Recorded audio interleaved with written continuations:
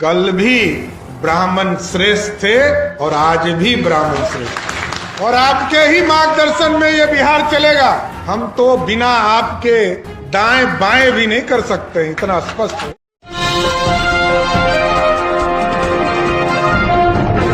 साथियों नमस्कार, मैं हूं नीरज पटेल और आप देख रहे हैं नेशन जनमत। बिहार में 20 साल से चले आ रहे नीतीश कुमार के शासन का अंत हो गया।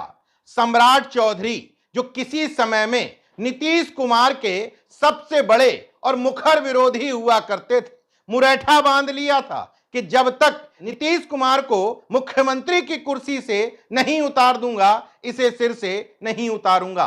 हालांकि नीतीश कुमार आरजेडी से पाला बदल करके बीजेपी के साथ आए, सरकार बनी, नीतीश कुमार मुख्यमंत्री बन गए, तो अयोध्या जा करके सम्राट चौधरी अपना मुरैठा खोल आए। बहरहाल नीतीश कुमार के स्वयंभू सजाती प्रवक्ता जो मेरी इस बात पर भड़क उठते थे कि बीजेपी स्लो पॉइजन है, धीरे धीरे नीतीश कुमार को खत्म करके अपना शासन स्थापित कर लेगी, उस समय सजाती चाणक्यों को लगता था कि नीतीश कुमार पितामह है राजनीति के।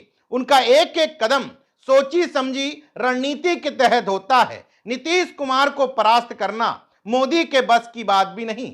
लेकिन मौजूदा स्थिति यह है कि देश में 7वें नंबर के प्रोटोकॉल के पद यानी कि मुख्यमंत्री के पद से इस्तीफा दे करके नीतीश कुमार 23वें नंबर के प्रोटोकॉल के पद यानी कि राज्यसभा सांसद के पद पर हंसते हुए पहुंच गए। हालांकि इस पूरे घटनाक्रम में बार बार सवाल उठता रहा, नीतीश कुमार के तेवर अब वैसे नहीं हैं जैसे उनके हुआ करते थे। इसमें उनके मौजूदा स्वास्थ्य को लेकर के भी संदेह उत्पन्न किए गए। बहरहाल हकीकत यह है कि भारतीय जनता पार्टी नीतीश कुमार के सहारे 75 साल बाद पहली बार अपना मुख्यमंत्री बिहार में बनाने में कामयाब रही, जबकि बिहार की धरती को सामाजिक न्याय की धरती, क्रांति की धरती कहा जाता था। इसलिए भारतीय जनता पार्टी कभी अपना मुख्यमंत्री नहीं बना पाई। लेकिन इस बार विधानसभा चुनाव में नीतीश कुमार का मुखौटा सामने रख करके कुछ समय के लिए मुख्यमंत्री तो बना दिया गया, लेकिन साजिश पहले से ही चल रही थी। मौका भांप करके नीतीश कुमार को किन परिस्थितियों में मैनेज किया, अब वो ही जान सकते हैं। बहरहाल भारतीय जनता पार्टी की बड़ी साजिश कामयाब हुई। हालांकि अगर भारतीय जनता पार्टी को आज भी आप हिंदू मुस्लिम की राजनीति से आंक रहे हैं तो गलत कर रहे हैं। मौजूदा समय में भारतीय जनता पार्टी जाति का खेल बड़े ही साफगोई से खेल रही है।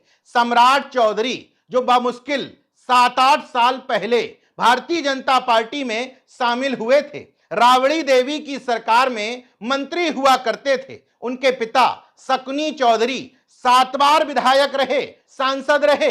बिहार के प्रखर समाजवादी नेताओं में उनकी गिनती होती है। तो आखिर उनके बेटे सम्राट चौधरी में ऐसा क्या दिखा बीजेपी को? ना बहुत पुराने भाजपाई होते हुए, ना जन्म से संघी होते हुए सम्राट चौधरी को मुख्यमंत्री की कुर्सी तक पहुंचा दिया।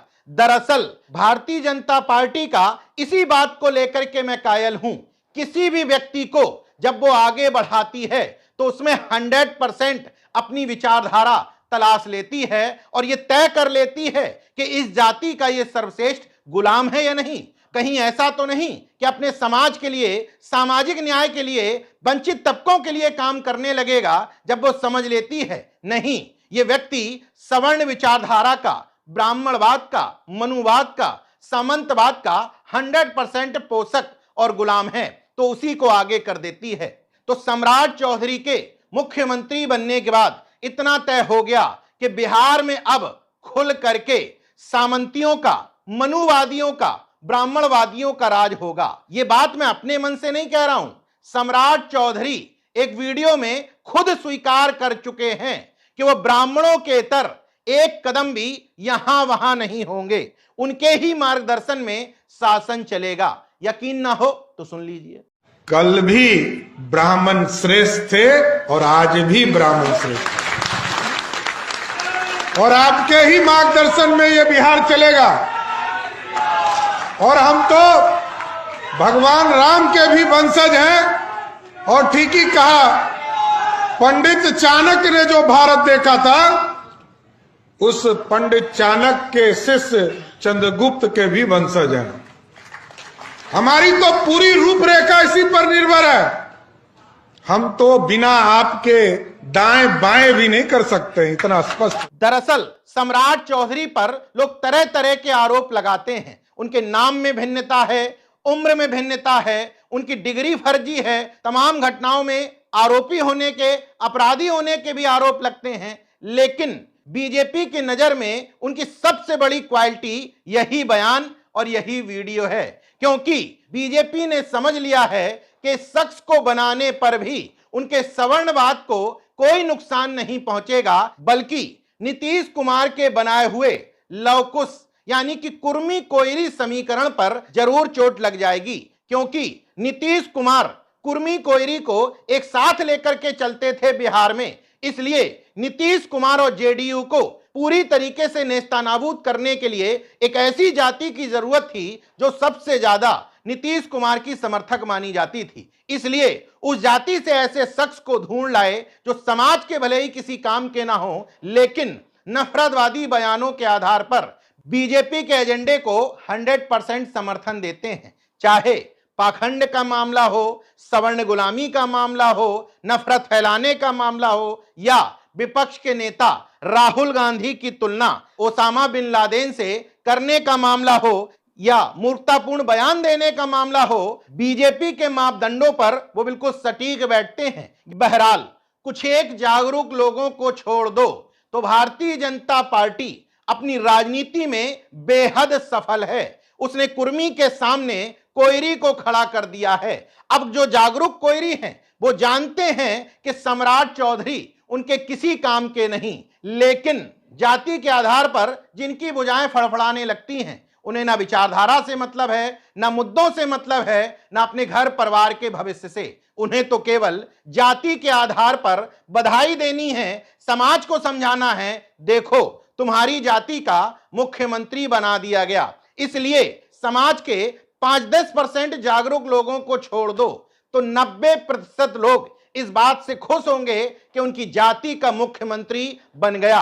भले ही बनने के साथ ही वो सबसे पहले उन्हीं के नफरती एजेंडे को आगे बढ़ाएगा। जैसे मोहन यादव मध्य प्रदेश में मुख्यमंत्री बनाए गए थे, मुख्यमंत्री बनते ही पहली घोषणा शिक्षा की, रोजगार की नहीं थी, पहली घोषणा थी कि हम मस्जिदों से लाउड स्पीकर हटवाएंगे। बहरहाल सम्राट चौधरी जैसे नेताओं को महज मुखौटा भर कह देने से काम नहीं चलेगा। विपक्ष के वो तमाम नेता भारतीय जनता पार्टी की मौजूदा राजनीति से सीख लें। जाति का कॉम्बिनेशन कैसे इस्तेमाल किया जाता है वोट बैंक के लिए, इस समय बीजेपी बड़ा दिल दिखा रही है। भले ही आप कहें हमारी जड़ों पर मट्ठा डाला जा रहा है, लेकिन जाति के कॉम्बिनेशन को आगे रख करके जाति के लोगों को मूर्ख तो बनाया ही जा रहा है। दूसरी पार्टियां इतना अच्छा मूर्ख भी नहीं बना पा रही। भारतीय जनता पार्टी सत्ता में रहने के बावजूद कई जातियों के डिप्टी सीएम बनाती है, लेकिन उत्तर भारत के तमाम राजनीतिक दलों में मुख्यमंत्री एक परिवार एक जाति का तो फिक्स है ही। ये कहने की उनकी हिम्मत नहीं पड़ पाती है कि हम सत्ता में आएंगे तो कम से कम 3 अलग अलग वर्गों से डिप्टी सीएम बनाएंगे।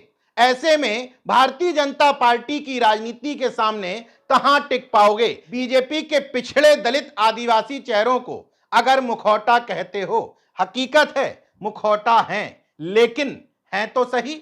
विपक्ष के तमाम राजनीतिक दलों को कौन से डॉक्टर ने मना किया है कि तुम अपने यहां मुखौटे डेवलप ना करो। अगर तुम्हें मुखौटे शब्द से तकलीफ है तो वास्तविक हिस्सेदारी दो। अब इतनी हिस्सेदारी से काम नहीं चलेगा कि विपक्ष के ये नेता भाषण बहुत अच्छा देते हैं, अपने अगल बगल में पिछड़े दलित आदिवासी नेताओं को बैठा लेते हैं। अब तुम्हें वास्तविक हिस्सेदारी जब तक सत्ता नहीं आ रही है तब तक संगठन में देनी पड़ेगी, और संगठन में भी निर्णायक पदों पर बैठाना पड़ेगा, ताकि समाज के हर तबके तक संदेश जाए कि जब तुम सत्ता में आओगे तो तुम्हारा चरित्र वही पुराने वाला नहीं होगा। बाकी देखते रहिए नेशनल जनमत, जागरूक और सजग बने रहिए। जय विज्ञान, जय संविधान, जय लोकतंत्र। धन्यवाद।